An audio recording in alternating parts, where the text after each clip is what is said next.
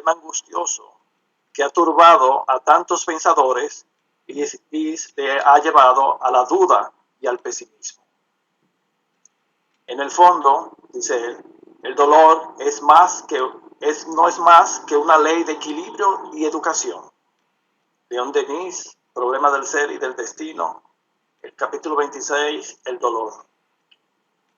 Para la doctrina espírita, el sufrimiento es la oportunidad de reajuste ante las leyes divinas, a las cuales violentamos, ya sea por ignorancia o por rebeldía, con el mal uso de nuestro libre albedrío, habiéndonos salido del equilibrio y afectando o herido a nuestro prójimo.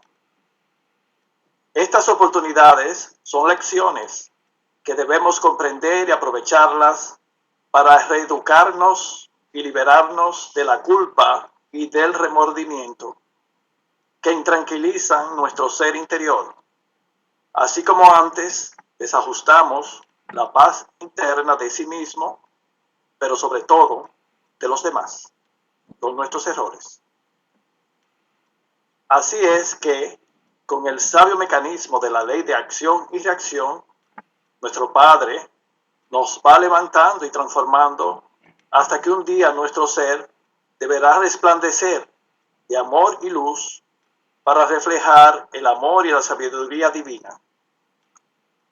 Los dolores, los sufrimientos o aflicciones son mecanismos de la evolución humana, que si no, se estancaría el hombre en la satisfacción de sus necesidades físicas e inmediatas, como veíamos en la lectura de ambientación, y caería en la pereza o en la indiferencia si no apareciese ese aguijón. Por eso nos dice León Denis en Después de la Muerte, capítulo 13, el dolor es la purificación suprema, la escuela donde se aprende la paciencia, la resignación y todos los austeros deberes.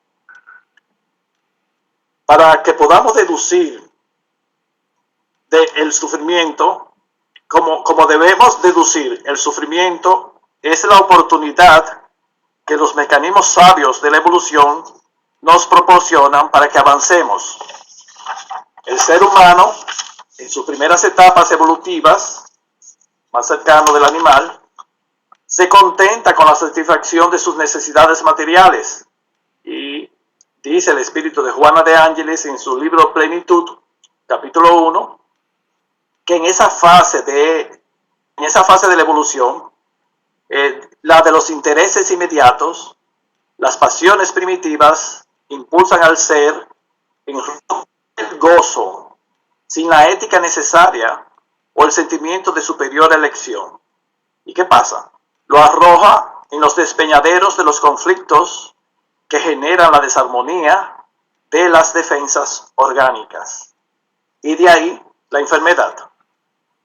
El hombre primitivo se estancaría en ese estado por largo tiempo, pues sus inquietudes espirituales son muy débiles aún para hacerle buscar la paz interior que cree encontrarla en la satisfacción de sus instintos.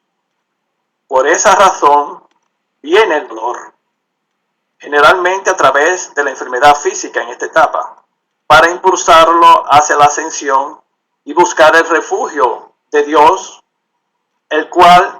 lo cual este dolor lo catapulta y obliga a avanzar. Recordemos que el hombre primitivo en esa etapa es egocéntrico y hasta cruel, pero no lo hace por maldad. Más adelantado y un poco más maduro, el espíritu, el hombre, sufre no solo por estos orígenes, estas causas, el clima y las enfermedades, sino también por el mal uso de su libre albedrío. Y esto ocurre por tres causas principales: por la ignorancia de las leyes de Dios, por rebeldía y por pereza e indiferencia. Por la ignorancia de las leyes de Dios que lo llevan a actuar en la satisfacción de sus pasiones, pero para luego descubrir él mismo que se hace daño a sí mismo y sobre todo al prójimo, al cual hirió. Como consecuencia de este error nace la culpa, el remordimiento, y se desencadenan los mecanismos de reajustes que lo llevan al equilibrio y a la paz en el transcurso de los siglos, no inmediatamente. Por rebeldía, manifestada como ira, violencia y actitudes agresivas. El hombre ya conoce e intuye que está actuando mal, pero es en esa etapa voluntarioso y egocéntrico. No quiere someterse a la autoridad mayor, Dios, nuestro Padre. ¿Qué hace? Se subleva. No quiere someterse a una voluntad superior a su yo, a su ego. Está muy apegado a ese yo quiero. 3, por pereza o indiferencia. El hombre se conforta con su imperfección y cree ser feliz así. O sea, no se incomoda y cree ser feliz, medianamente, entre comillas, feliz así. La ley de acción y reacción lo llevarán a través del tiempo, uno más deprisa y a otros más lento, ¿a qué? A doblegarse a las leyes de Dios. Comprenderán al fin el valor de la obediencia y de la resignación. Entonces seres más elevados los auxilian y hasta reencarnan por amor para ayudarlos a vencer esos monstruos interiores. Por ejemplo, en el libro Liberación de André Luis, vemos que el espíritu de Matilde, que es la mentora, la héroe del libro, va al final, ella dice que va a reencarnar para ayudar al espíritu de Gregorio, que es el jefe de la ciudad espiritual negativa, inferior, y el que propicia la obsesión de numerosas personas, pero entre ellas a una amada de él, que es Margarita, y también amada de Matilde. Entonces, Matilde decide al final reencarnar para ser la madre de Gregorio, y va a nacer en el propio hogar de Margarita en el futuro. Eso pasa al final. Pero el hecho es que un espíritu superior reencarna por amor para ayudar a otro en sus difíciles reajustes y expiaciones que tendrá que enfrentar debido a ese mal uso de su libre albedrío.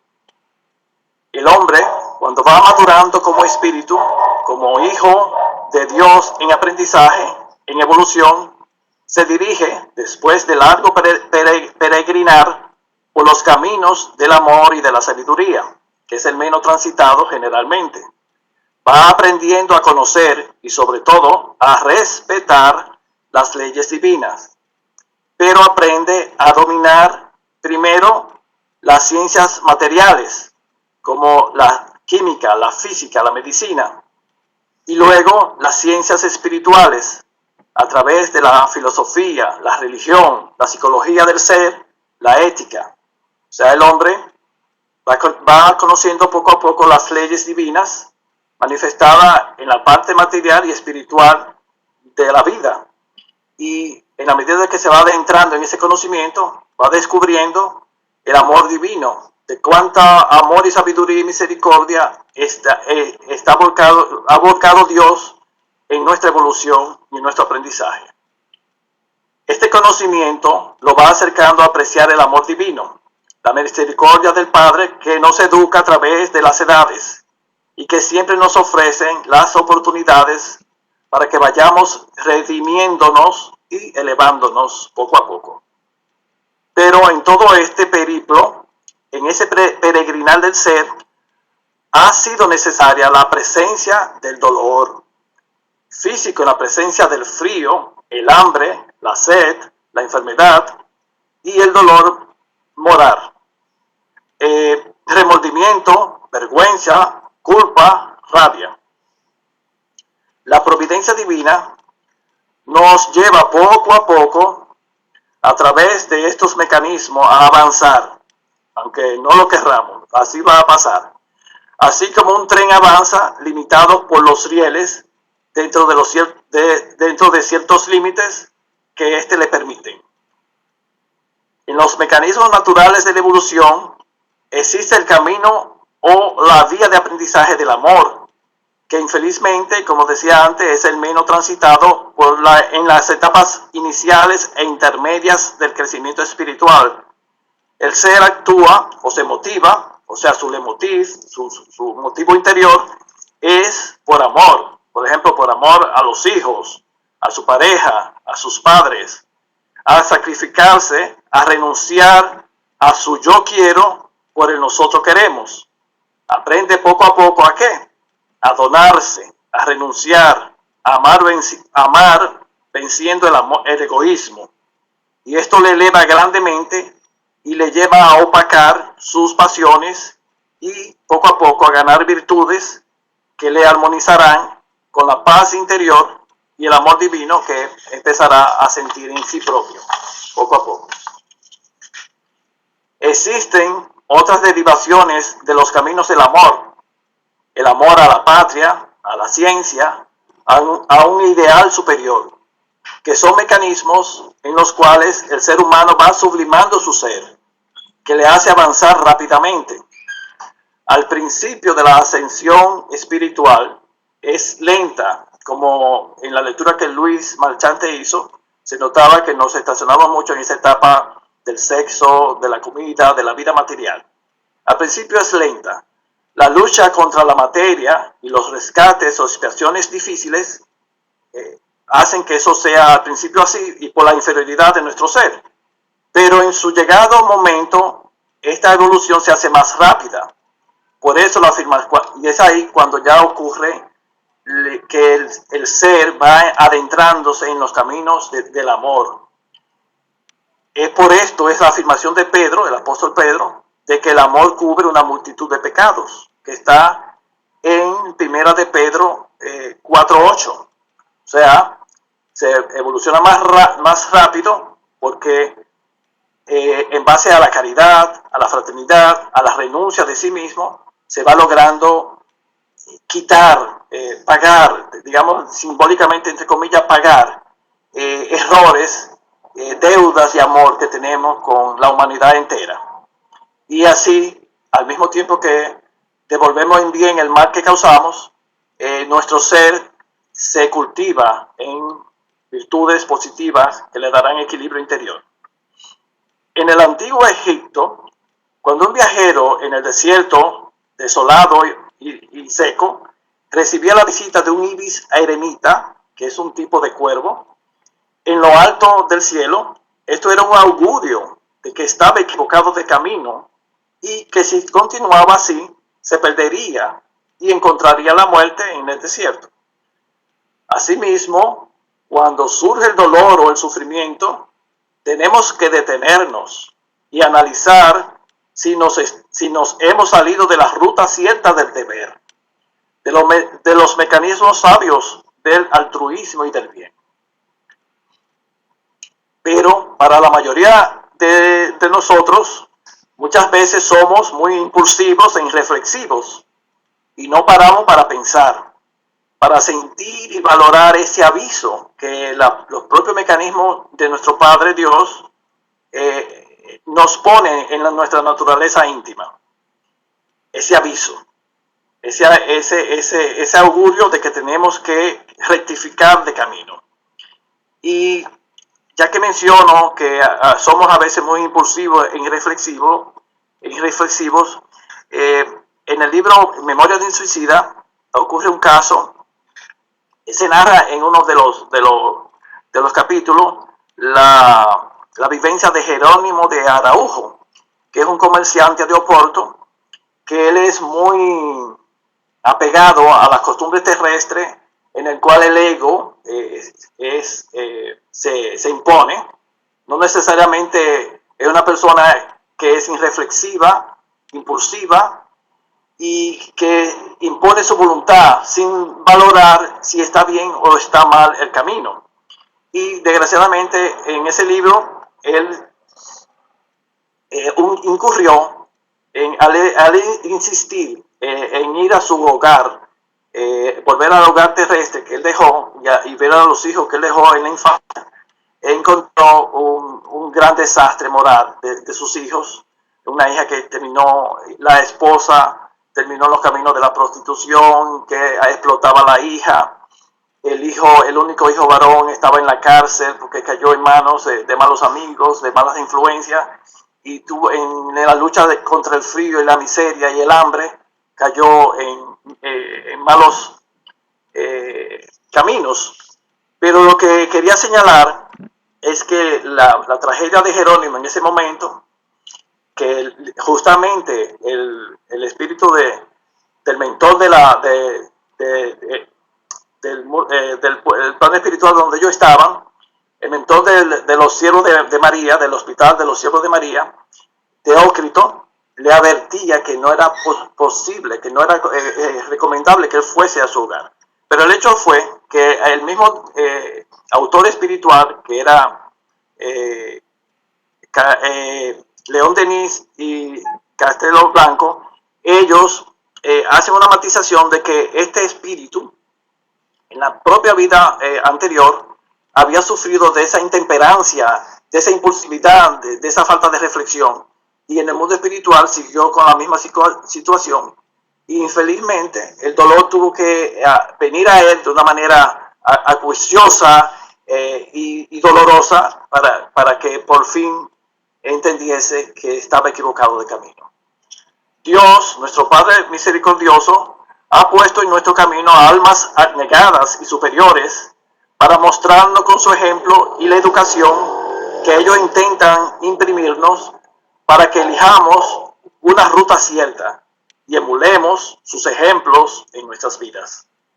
Así desciende de esferas superiores esas almas valerosas que vienen como madre, como padres, abuelos, en el plano más familiar, como tutores, como maestros en las escuelas, o como líderes religiosos, de movimientos religiosos o filosóficos, o científicos, educadores o artistas, que fungen de líderes del pensamiento en una sociedad y sirven de ejemplo para los demás, para emular su buen desempeño,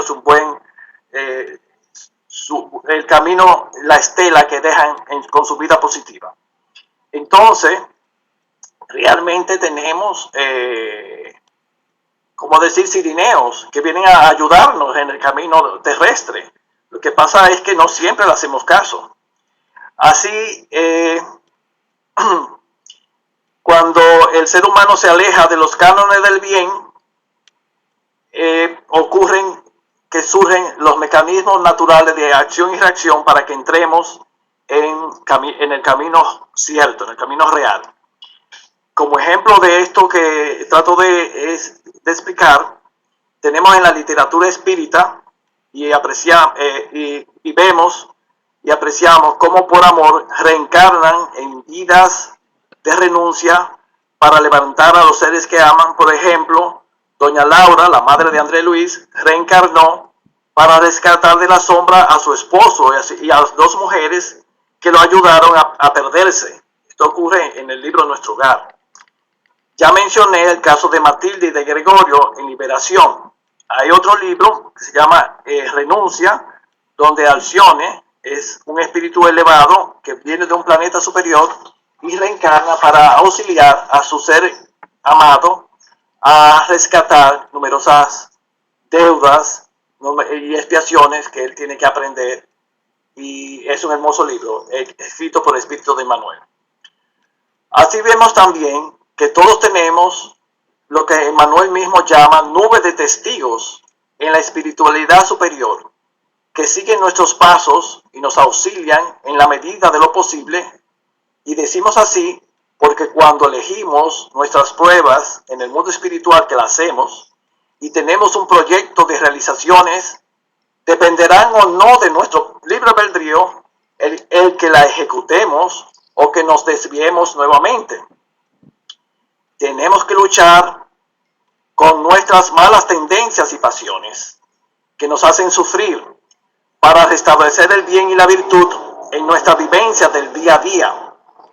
Así vemos que las almas de mediana evolución reciben antes de encarnar amplios y extensos cursos en la espiritualidad superior y orientaciones para fortalecerle para el éxito en la vida de encarnado. Y por un largo tiempo hacen meditaciones para llenarse de coraje y discernimiento. Más la ayuda, y se suma a todo esto, más la ayuda de nuestros benefactores espirituales, que con sus amplias experiencias y consejos nos auxilian tanto en el mundo espiritual y dentro de lo posible cuando estamos reencarnados durante el sueño. Si nos hacemos merecedor de ello, ellos tratan de auxiliarnos y de aconsejarnos adecuadamente para que enfrentemos nuestros desafíos y enmendemos nuestros derroteros. Pero en el uso de nuestro libre albedrío recibimos también la influencia oculta de los espíritus, como dice en el libro de los espíritus, pregunta 469, como una fuerza de la naturaleza que son los espíritus. Ya hemos señalado la influencia de los buenos o superiores, de los espíritus buenos o superiores, tanto encarnados como desencarnados. Pero la realidad de nosotros es que somos espíritus imperfectos en aprendizaje aquí en la tierra. Pero por nuestra propia naturaleza y sintonía, somos influenciados con más facilidad por los espíritus inferiores que están más cerca de nosotros y ellos se acercan más por nuestro patrón vibratorio, siendo este factor importante en que hagamos uso positivo o negativo de nuestro libre albedrío. Quise dejar esta influencia de los espíritus inferiores en nuestras vivencias diarias como de último, para resaltar todo lo de positivo y todo lo bueno que tenemos todos para poder lograr vencer en nuestras dificultades. Y si nosotros dejamos actuar esa influencia negativa en nosotros y no estamos en ese orar y vigilar, ellos nos hacen fracasar o incidir en errores que venimos a vencer. Y de ahí, por nosotros dejarnos desviar, es que surge el sufrimiento como mecanismo que nos avisa que nos salimos de la ruta cierta. La ley de acción y reacción actuará inmediatamente para tratar de enmendarnos con paciencia y sabiduría como el Padre tiene para con todos nosotros. Los sufrimientos, según consta en el Evangelio, según el Espiritismo, capítulo 5, en el Bienaventurado los afligidos, pueden tener dos orígenes, como dice Allan Kardec en este capítulo del Evangelio. Dice Kardec así: las vicisitudes de la vida son de dos clases, o, si así se prefiere, tienen dos fuentes de orígenes muy distintos, que interesa distinguir. La causa de unas está en la existencia presente y la de las otras fuera de esta vida, o sea, en una existencia pasada. Entonces, el sufrimiento humano tiene origen en los actos cometidos por el espíritu en el pasado, en otras existencias o en la actual existencia, y esto es consecuencia ineludible de la incomprensión y de los desvíos de la ley que nos rige, que hemos hecho. Debemos señalar que Kardec hace una advertencia de que no busquemos la causa siempre en el pasado, y esto a veces lo hacemos como una fuga psicológica, y que hurguemos en el presente, en la vida actual, la raíz de nuestros problemas. Lo busquemos pues en nuestra forma de ser, en nuestro orgullo y ambición, en el egoísmo que aún está muy arraigado en nosotros, en la pereza, en la falta de previsión, etc. Tenemos pues que analizarnos y conocernos para que enmendemos nuestro camino. Disminuyamos lo más posible el sufrimiento y el dolor en nuestras vidas. ¿Cómo? Cumpliendo nuestros deberes. La caridad, la solidaridad serán un contrapeso para dar equilibrio a nuestras vidas.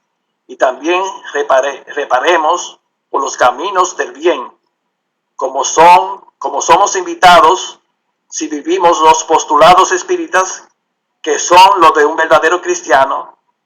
Por eso la sentencia de Pedro de que el amor cubre una multitud de pecados.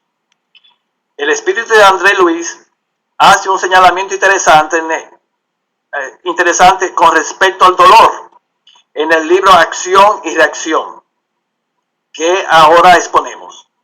Esto ocurre dentro del contexto de una conversación del instructor Druso, dirigente de la colonia espiritual Mansión de Paz, ubicada en el Umbral, que nos narra André Luis. Dice Druso lo siguiente: el dolor es uno de los elementos más importantes de la vida que se expande. El hierro bajo el martillo, la simiente en la cueva, el animal en el sacrificio, así como la criatura llorando, irresponsable y o semi-inconsciente, para desarrollar sus propios organismos, sufren el dolor de evolución que actúa de fuera hacia adentro, perfeccionando el ser, sin lo cual no existiría el progreso. En nuestros estudios analizamos, en el estudio de ese libro, se analiza el dolor de expiación que viene de adentro hacia afuera, marcando la criatura en el camino de los siglos, deteniéndola en los complicados laberintos de la aflicción para regenerarla ante la justicia. Es muy diferente. Pero también tenemos el dolor auxilio, atrajo Druso con benevolencia. ¿Cómo es esto? Dice André Luis. Entonces, percibiendo la sorpresa que se manifestaba en nuestros rostros, el orientador dijo: en muchas ocasiones, en el curso de la lucha humana, nuestras almas adquieren grandes compromisos en esto o aquel sentido. Habitualmente logramos ventaja en determinados sectores de la existencia, perdiendo en otros. A veces nos interesamos vivamente por la sublimación del prójimo, olvidando mejorarnos a nosotros mismos. Por eso, a través de intersecciones de amigos dedicados con devoción a proporcionarnos felicidad del mundo espiritual, recibimos la bendición de prolongadas y dolorosas enfermedades en el cuerpo físico, ya sea para evitar que caigamos en el abismo de la criminalidad o, con mayor frecuencia, para servicio preparatorio de la desencarnación, para que no seamos cogidos por una sorpresa arrasadora en la transición de la muerte. Entonces ahí viene el infarto, la trombosis, la hemiplegia, el cáncer preciosamente soportado, la senilidad prematura y otras calamidades de la vida orgánica constituyen muchas veces dolores auxilios para que el alma se recupere de determinados engaños en que haya incurrido en la existencia del cuerpo denso, habilitándose a través de largas reflexiones y benéficas disciplinas para un ingreso respetable en la vida espiritual. Quería decir algo. A veces he observado lo siguiente. A veces una persona está a punto de tener una enfermedad como la diabetes, por ejemplo, y tiene una intolerancia a los carbohidratos, y le envían a ser muy comedido, muy disciplinado en la ingesta de azúcares, de glucosa y lo demás. Y es sometido y se somete esa persona a una disciplina alimenticia. Y muchas veces recurre, en vez de tomar postre, usa frutas deshidratadas como la ciruela pasa o dátiles, en fin, que es un azúcar que viene de la fruta, no es la glucosa normal. Pero el hecho es que la persona se desacostumbra a los dulces, a los postres con muchos carbohidratos, rico en carbohidratos. Y cuando la persona pasa 12 días en esa actitud, por ejemplo, comiendo bajito de sal o bajito de azúcar, y las papilas gustativas de la lengua se regeneran rápidamente, cada 12 días hacen una regeneración, entonces las nuevas papilas gustativas están acostumbrados a comer bajito de sal o bajito de azúcar y se lo encuentran agradable y bien. Entonces, cuando la persona, estamos diciendo una persona que le gusta mucho los postres, los dulces, cuando la persona viene y prueba un postre, como ya ha pasado 20 días en esa disciplina, cuando nuevamente lo prueba, se lo encuentra muy dulce. Oh, qué dulce, o qué subido de sal, si es en base a la sal. Entonces, esto nos enseña, esto es un ejemplo físico, pero esto nos enseña cómo se puede disciplinar. En este caso es nuestro cuerpo y nuestras células nerviosas del grupo se acostumbran a comer bajitos de sal. Pues lo mismo ocurre en las cosas espirituales. Si nosotros nos afanamos y nos concentramos en no ser en no tener ira, en no dejarse llenar de la cólera y se acostumbra a no reaccionar siempre con la cólera, llegará un momento en que no es que no se encolerice, pero el día que nuevamente se encolerice de verdad, la persona se siente fuera de sí, se siente nerviosa, se siente desarmonizada, porque ya su organismo perispiritual no estaba tan acostumbrado a estas pasiones tan violentas. Y la disciplina son benéficas. Las disciplinas, por eso este dolor es auxilio, que viene la enfermedad muchas veces para preparar la desencarnación, como dice el espíritu de Druso, pero no es la única razón. La otra razón sería para evitar un gran error, caer en un abismo. Pues Dios nos envía el dolor de expiación, llámese enfermedades, de modo que la disciplina que ella implique, la limitación que esas enfermedades nos propicien, nos discipline en nuestro ser. Y tenemos que aprender de esas enfermedades. Tengo una amiga espírita que pasó por una vivencia difícil.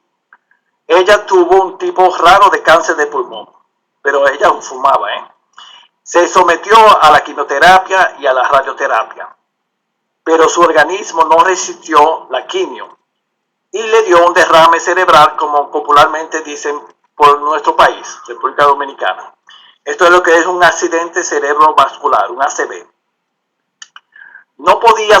Ella no podía seguir dándose ese tratamiento. Tenía en ese momento 4 pequeñas metástasis en el otro pulmón y no le podían operar el tumor original por la ubicación tan cerca de la tráquea y de centros nerviosos muy delicados. No era posible operarle. Entonces, ante esta dificultad, ella tuvo que recurrir a la medicina alternativa, pero sobre todo tuvo que recurrir a Dios, someterse a la voluntad divina, ya que la medicina tradicional no le resultaba en su caso. Actualmente, esta amiga está libre de cáncer según los distintos especialistas que le asistieron desde hace 7 años, que han pasado 7 años de ese mes de vida que decían que ella solamente iba a durar. Entonces, ahora ella tiene 4 años libre de la enfermedad, o sea, libre de evidencia de cáncer. Perdón, que esto se me ha movido. Disculpen.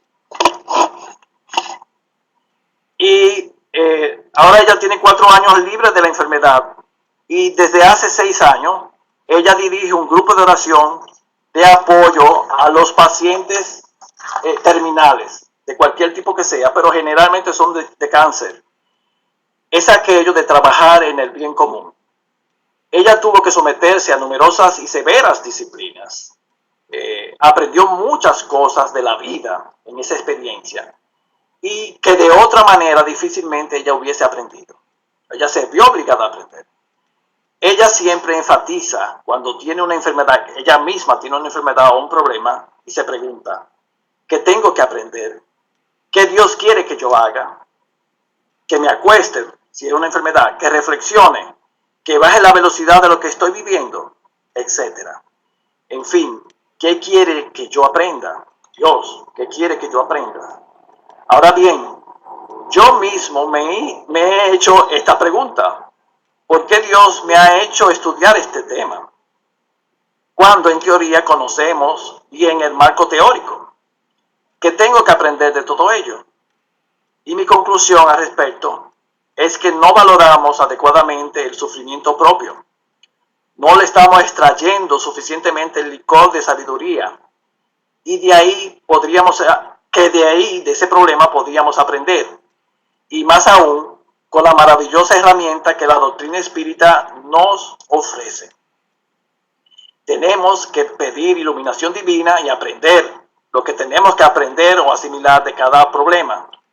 Si no, volveremos nuevamente, como nos ocurre frecuentemente, a caer en la misma piedra.